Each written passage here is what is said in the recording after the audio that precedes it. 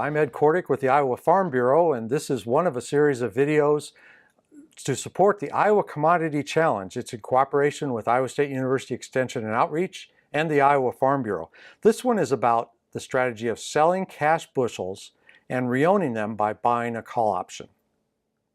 What is a call option? First of all, a call option is the right but not the obligation to buy futures. So to buy a futures contract. So the buyer of the option pays a premium, and that premium is price insurance in case the market goes higher. So that makes sense in this strategy, doesn't it? That we sold the cash commodity and we want to re-own it, so we would buy a call option. If the market goes lower, the call option is going to be the only cost. So again, I'm limiting my risk to the call option premium rather, and that's the premium is all that I'm going to lose.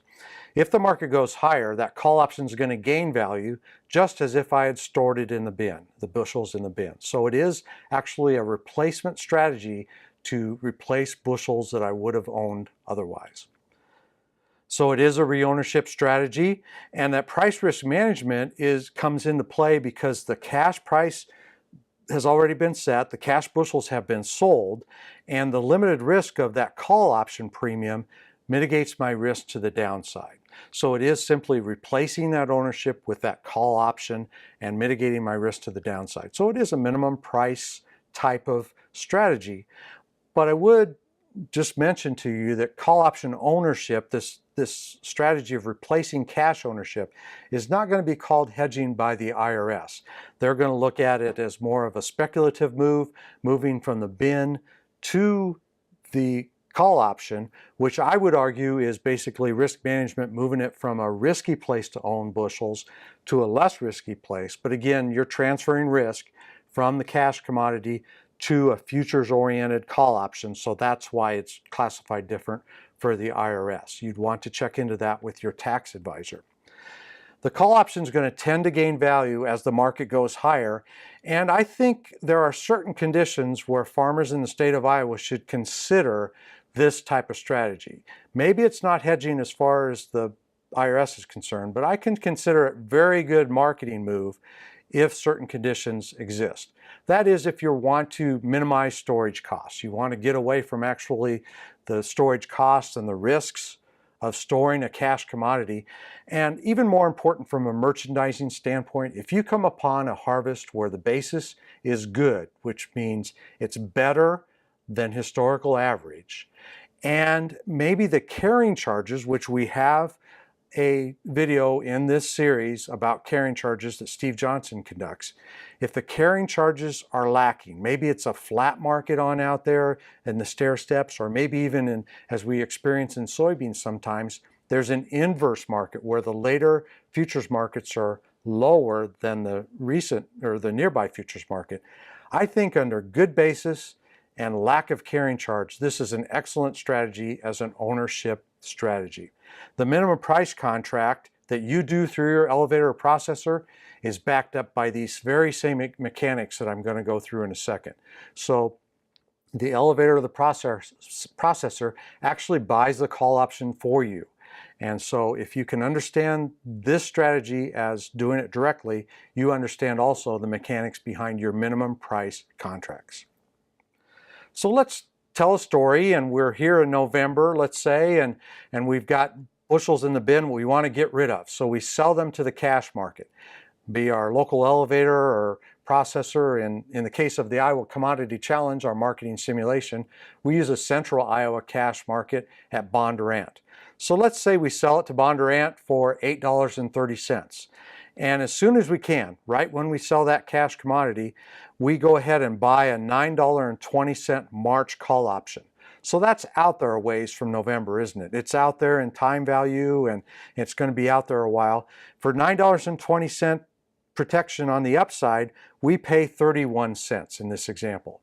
So I can take my $8.30 and the shortcut to what my final price is going to be as far as a floor price is $8.30 less that premium is going to be my estimated floor price of $7.99. And just like all of our examples in the Iowa Commodity Challenge video series, we do not consider commissions and interest, and you'd want to do that in real life. So we've got an estimated floor price of $7.99. Well, how does that figure out if the market goes higher or lower? Because the estimated floor price is what we're considered about in the lower markets. What if the market goes higher? So let's look at moving this market, which we like to do in educational settings. Let's move the market $2 higher and also $2 lower to try to get the scope of what markets might do between November and late February when we want to come out of this call option. So I'm going to be tracking that $9.20 call option in that middle column in just a little bit. So you see on the left-hand column there, I'm moving the market 50 cents higher in increments, 50 cents, $1, $1.50, $2 higher, and I'm moving it 50 cents lower because I don't know where the market's going to go. So I want to be comfortable with this whole marketing strategy no matter where the market goes. So if I start there at $9.20 and move the market 50 cents higher, you can see on your slide on the screen there that it's $9.70, $10.20, $10.70, $11.20 as the market goes higher. Futures market could also go lower since it's unpredictable, and it could go down to, as much as $2 lower than where we started at $7.20. Well, the cash sale price, I already got the check from the Bondurant Co-op, didn't I, in my example? So I already know, and that's already in the bank at $8.30. I've got that cash price locked in. Where I'm going to vary is where this option ends up being at expiration. And this example is measured at expiration, probably late February. So that $9.20 call, what's it going to be worth? Let's deal with the upper part of this table first of all. At $9.70 futures, the $9.20 call, which is the right but not the obligation to buy futures, is going to be worth 50 cents. At $1 higher, okay, at $10.20. With the market going $1 higher, the $9.20 call, the right but not the obligation to buy futures at $9.20 is going to be worth $1 and on up. So that option gains value. It's a call option. It's going to gain value as the market goes higher. If the futures market expires right at where that strike price, that $9.20, the strike price I bought for my premium, I'm going to have an option that's worthless at the end.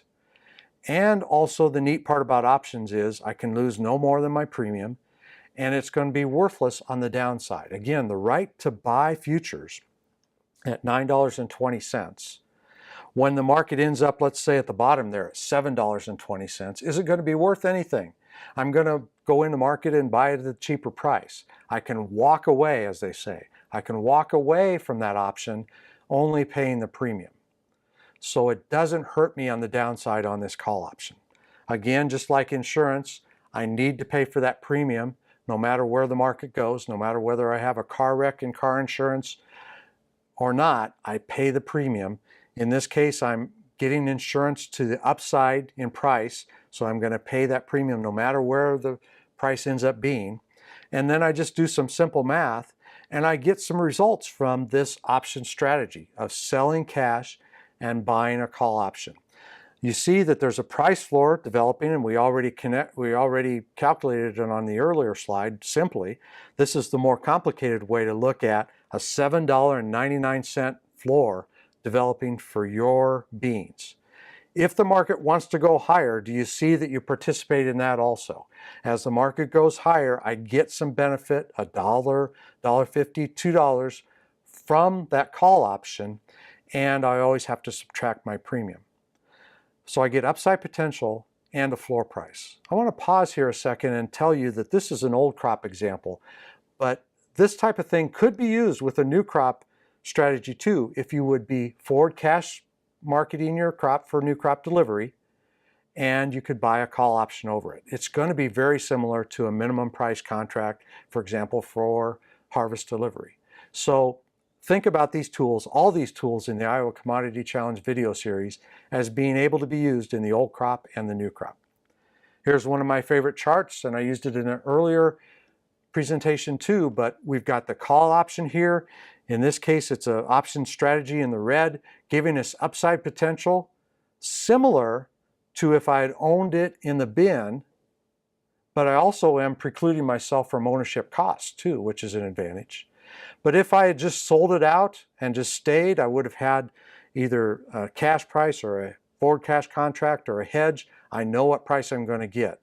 Now that red line gives me kind of the advantages of both. Some risk management to the downside. Selling out cash and buying a call option gives me risk management to the downside, but I also have price potential to the upside too. So remember that as you're looking at option strategies.